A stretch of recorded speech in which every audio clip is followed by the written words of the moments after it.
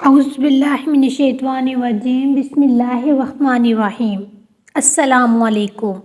شب برات والے دن اللہ تعالیٰ سورج کے غروب ہونے پر پہلے آسمان پر آ جاتا ہے اور اللہ تعالیٰ اپنی پیدا کی ہوئی ساری دنیا کو دیکھتا ہے۔ جب اللہ تعالیٰ دنیا میں اپنی پیدا کردہ مخلوق کی طرف نظر مارتا ہے تو جس انسان کو جس چیز کی ضرورت ہوتی ہے تو اللہ تعالیٰ اس کی ضروریات کو پورا کر دیتا ہے۔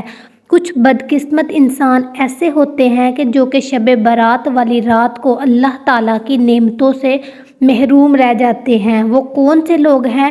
ہم آپ کو حدیث کے ذریعے بتاتے ہیں کہ وہ کون سے لوگ ہیں۔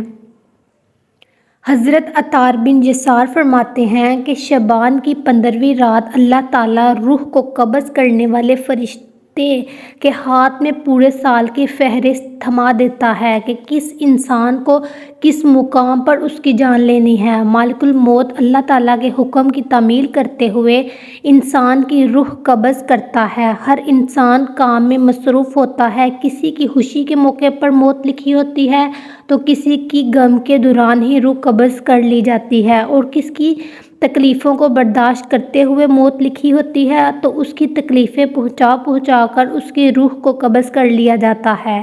حضرت عثمان بن محمد فرماتے ہیں کہ نبی کریم صلی اللہ علیہ وآلہ وسلم کا فرمان ہے کہ اللہ تعالیٰ انسان کی عمریں ایک شب برات سے دوسری شب برات تک مقرر کرتا ہے۔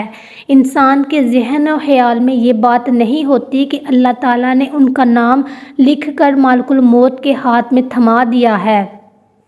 نبی کریم صلی اللہ علیہ وآلہ وسلم کا فرمان ہے کہ شعبان کے مہینے کی 15ویں رات ہر انسان کی فہرست تیار کر کے ملک الموت کے ہاتھوں میں دے دی جاتی ہے کہ کس کس کی موت اس سال ہونی ہے اور کس کس کی موت نہیں ہونی اور کس کس مقام پر اس کی روح قبض کرنی ہے۔ حضرت ابو ہریرہ رضی اللہ تعالی عنہ ایک حدیث کو اس طرح سے بیان کرتے ہیں کہ نبی کریم صلی اللہ علیہ وآلہ وسلم کا فرمان عالی شان ہے کہ شب برات کی رات اللہ تعالیٰ کے حکم کی تعمیل کرتے ہوئے جبرائیل میرے پاس تشریف لائے اور فرمایا، اے اللہ کے نبی، اپنے سر مبارک کو آسمان کی طرف اٹھائیے۔ میں نے جبرائیل سے پوچھا، اے جبرائیل، یہ کون سی رات ہے؟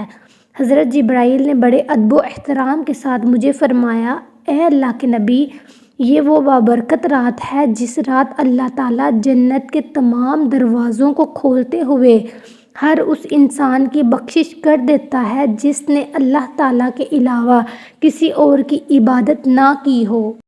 اس کے علاوہ اللہ تعالیٰ سود خور، شرابی، زانی کو اس وقت تک جنت میں داخل نہیں کرتا جب تک وہ اپنے گناہوں سے توبہ نہ کر لے۔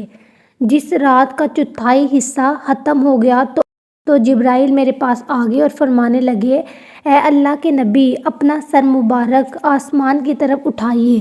نبی کریم صلی اللہ علیہ وسلم نے فرمایا کہ میں نے دیکھا کہ جنت کے سارے دروازے کھلے ہیں۔ جنت کے سارے دروازوں پر پہلے دروازے سے لے کر 5ویں دروازے تک ایک ایک فرشتہ کھڑا ہو کر یہ بات کہہ رہا تھا کہ خوشی ہو اس انسانوں کے لیے جنہوں نے اس رات اللہ تعالیٰ کی بارگاہ میں سجدہ کیا، رکوع کیے، دعا کی، اللہ تعالیٰ کا ذکر کیا، اور جس انسان نے اللہ تعالیٰ سے ڈرتے ہوئے اس رات کو اپنی آنکھوں سے ایک آنسو کا قطرہ گرایا، اس انسان کو اللہ تعالیٰ نے معاف کر دیا، اس کے سارے گناہوں کو بخش دیا۔ چھٹے آسمان پر جنت کے دروازے پر ایک فرشتہ کھڑا یہ بات کہہ رہا تھا، خوشی ہو اس انسان کے لیے جو دین اسلام پر پکا یقین رکھتا ہے۔ 7ویں آسمان پر ایک فرشتہ کھڑا یہ بات کہہ رہا تھا، کوئی دنیا آخرت میں کسی انسان جس کے دل میں کوئی نیک تمنا ہو اس کی طلب کو پورا کیا جائے گا۔ 8ویں دروازے پر ایک فرشتہ کھڑا یہ بات کہہ رہا تھا کہ کوئی ہے جو اپنی گناہوں کی بخشش کروانا چاہتا ہے، اس کے سارے گناہوں کو معاف کر دیا جائے گا۔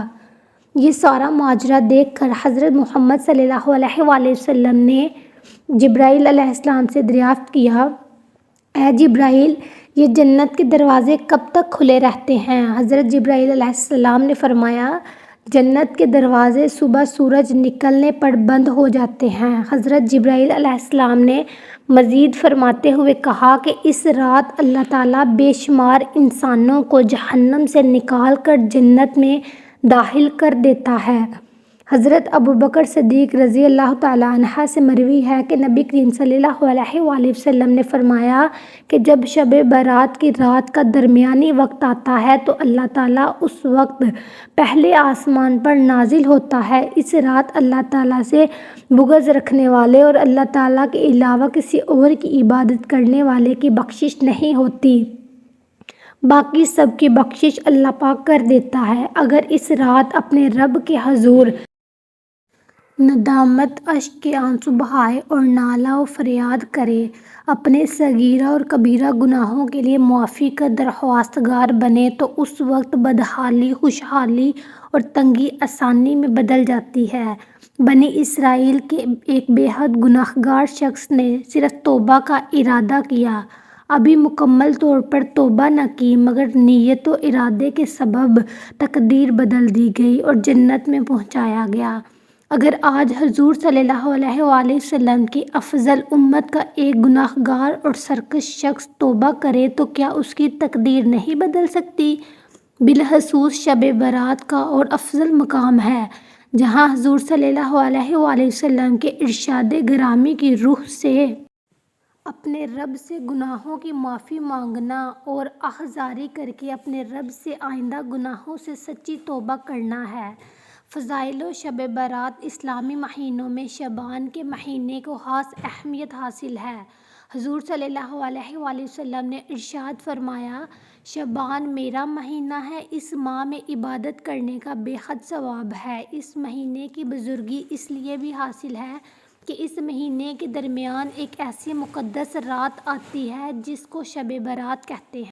آپ نے ارشاد فرمایا کہ شعبان کی 15ویں رات ہو، رات کو جاگا کرو، اس کے دن میں روزہ رکھا کرو، شعبان میں فضائل و درود شریف پڑھا کرو۔ جو شخص ایک بار مجھ پر درود بھیجتا ہے اللہ تعالیٰ اس پر 10 بار رحمت نازل فرماتا ہے۔ اس لیے دانش مند مومن کے لیے ضروری ہے کہ وہ ماہ شعبان میں غافل نہ رہے، بلکہ رمضان المبارک کے استقبال کی تیاری شروع کر دے، گزشتہ اعمال سے توبہ کر کے گناہوں سے پاک ہو جائے، ماہ شعبان میں اللہ کے سامنے گریہ زاری کرے اور رو رو کر اپنے رب کو منائے۔ حضور صلی اللہ علیہ وآلہ وسلم کا ارشاد گرامی ہے کہ ماہ شعبان میں جو کوئی 3000 مرتبہ درود شریف پڑھ کر مجھے بخشے گا، بروز قیامت اس کی شفاعت کرنا مجھ پر واجب ہے۔ 6 رکعت نوافل بعد نماز مغرب 6 رکعت نوافل ادا کرے۔ بہتر ہے کہ ہر رکعت میں سورۃ فاتحہ کے بعد 3 مرتبہ سورۃ اخلاص پڑھے، پھر نیت کرے۔ پہلی 2 رکعات میں یہ نیت کیجیے کہ یا اللہ ان کی بابرکت سے درازی عمر بالخیر عطا فرما۔ اس کے بعد 2 رکعت یہ نیت کریں، یا اللہ عز و جل ان کی برکت سے بلاؤں سے حفاظت فرما۔ اس کے بعد والی 2 رکعتوں میں یہ نیت کرے کہ یا اللہ ان کی برکت سے اپنے سوا کسی کا محتاج نہ کرنا۔ ہر 2 رکعت کے بعد 21 مرتبہ سورۃ اخلاص، قل ھو اللہ احد یا 1 مرتبہ سورۃ یاسین پڑھے۔ 1 مرتبہ دعائے نصف شعبان المعظم پڑھے۔ صلاۃ التسبیح کا طریقہ: 4 رکعت نماز نفل صلاۃ التسبیح کی نیت کیجیے۔ ثنا پڑھنے کے بعد 15 مرتبہ سبحان اللہ والحمد للہ ولا الہ الا اللہ واللہ اکبر۔ اس کے بعد سورۃ فاتحہ اور کوئی بھی سورت پڑھے۔ بہتر ہے کہ 3 مرتبہ سورۃ اخلاص پڑھ لیں۔ اس کے بعد رکوع میں جانے سے پہلے 10 مرتبہ یہ تسبیح پڑھیں، پھر رکوع میں جا کر رکوع کی تسبیح سبحان ربی العظیم پڑھنے کے بعد 10 مرتبہ یہی تسبیح پڑھیں۔ رکوع سے کھڑے ہونے کے بعد سجدے میں جانے سے پہلے 10 مرتبہ یہ تسبیح پڑھیں، پھر سجدے میں جا کر سجدے کی تسبیح سبحان ربی الاعلیٰ پڑھنے کے بعد 10 مرتبہ یہی تسبیح پڑھیں۔ دونوں سجدوں کے درمیان 10 مرتبہ اور پھر دوسرے سجدے میں 10 مرتبہ یہی تسبیح پڑھیں۔